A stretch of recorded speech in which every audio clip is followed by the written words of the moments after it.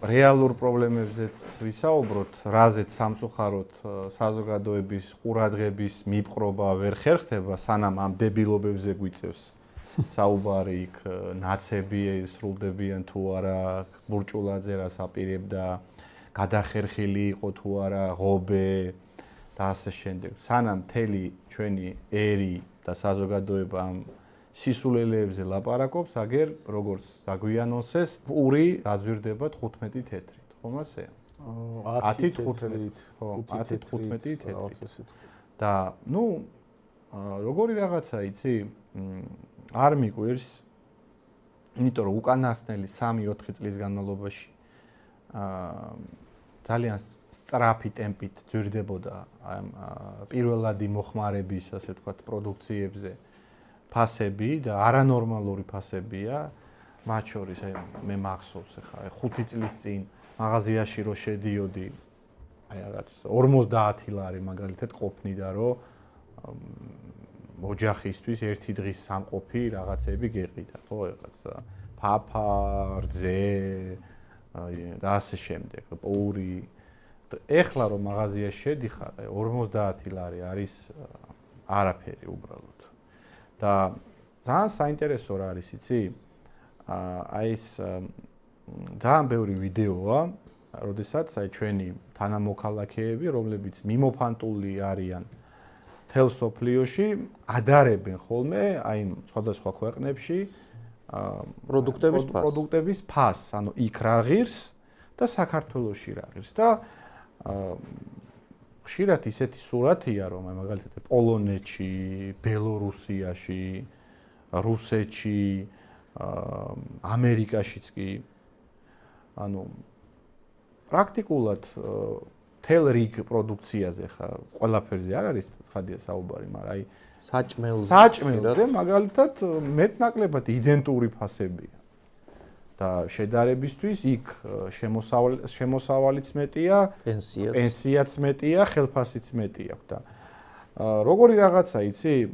იმის ნაცვლად რომ ჩვენ ამაზე ვსაუბრობდეთ, რატომ ხდება ეგრე?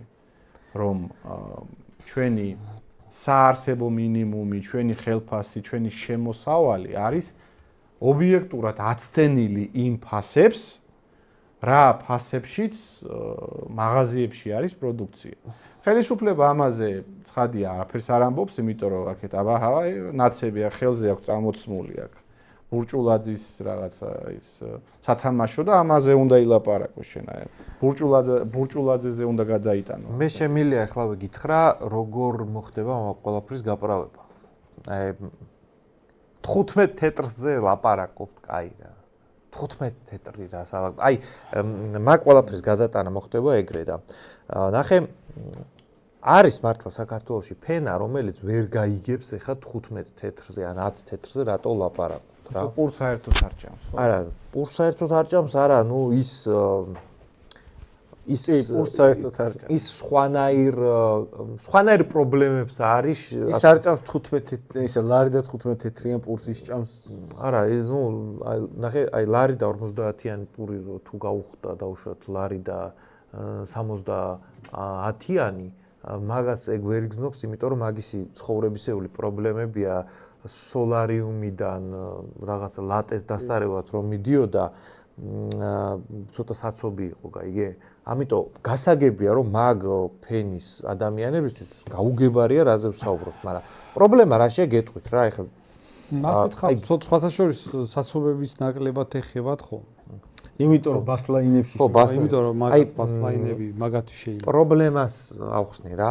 მაგალითად, არ ვიცი ხა მე ბევრჯერ მინახავს სუპერმარკეტში, აი რიგში როდი ხარ და შენ წინ რო არის მაგალითად ასაკოვანი ქალბატონი, რომელსაც რაღაცეები აქვს მიტანილი და რო გაატარებს აი რაღაც მოკრძალებული რაოდენობის თანხარი და დაუთვლია და გადაუდია რაღაცა, რომ ამას ვერ ვიყიდი და ნუ ეხა კი იქ ადგები და გაუტარებ რო წაიღი, მაგრამ ეგ შენ იმ რაღაცა ნივთს რო ან საჭმელს ან რაღაცას რო გაუტარებ, ეგ შეიძლება იმას არ შველის.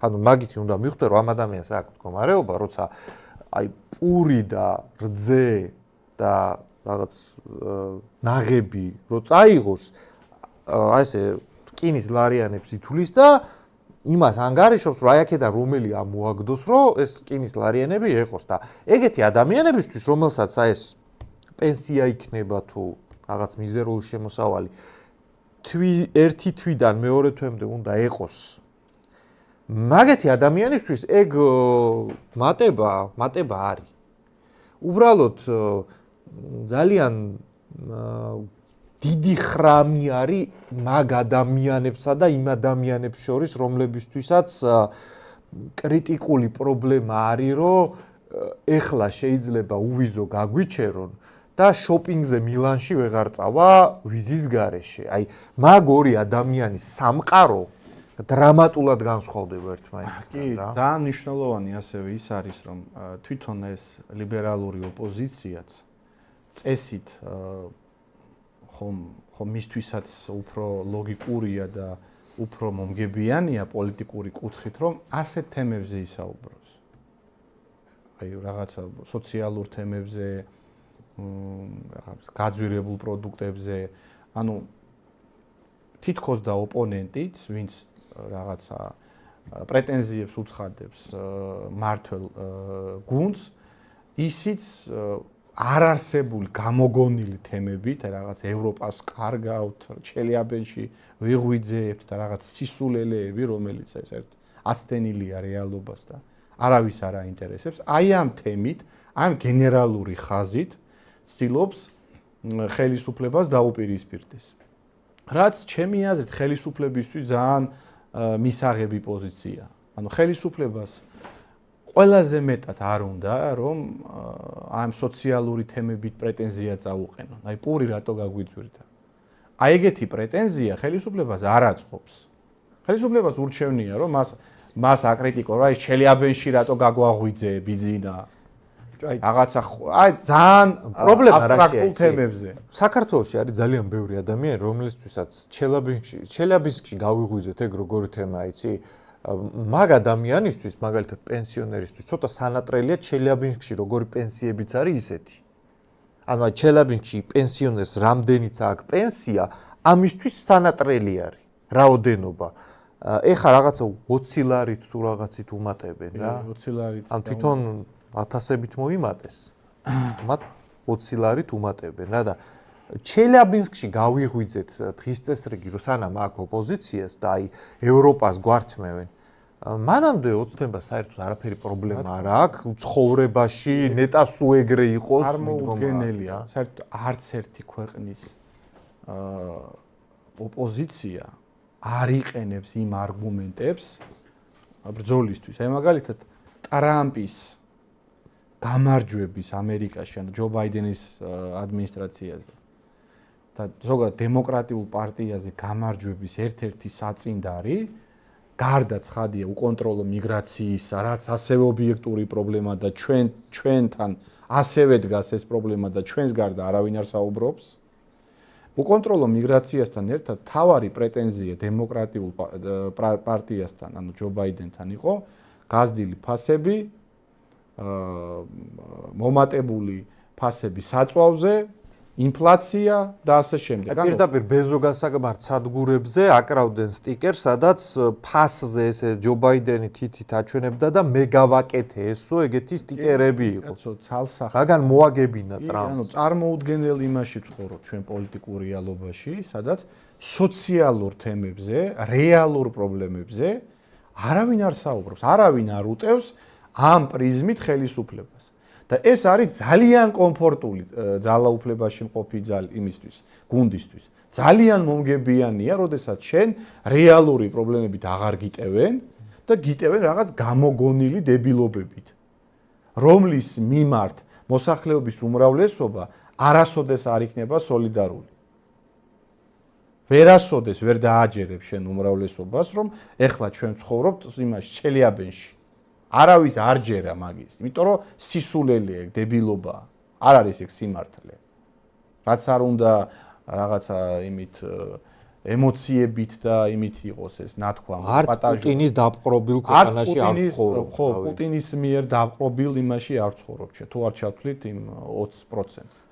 რაში ცხოვრობ, ძალიან მარტივ რაღაცაში ცხოვრობთ რეალობაში, სადაც ქართული ოცნება 13 წელია ძალაუფლებას ფლობს. 13 წლის განმავლობაში ჩვენი ქვეყნის მოსახლეობა კატასტროფულად შემცირდა. შემოყავს უცხო ქვეყნიდან უცხო ქვეყნის მოქალაქეები, ძირითადად ისლამური ქვეყნებიდან. პენსიები, ხელფასები არ იზრდება, სამაგიეროდ პროდუქტებზე ფასები იზრდება. ხო და ამაზე უნდა ვისაუბროთ, კაცო, ამაზე უნდა ამ თემებზე უნდა ხდებოდეს მთავრობის მიმართ მთავარი მიწოლა.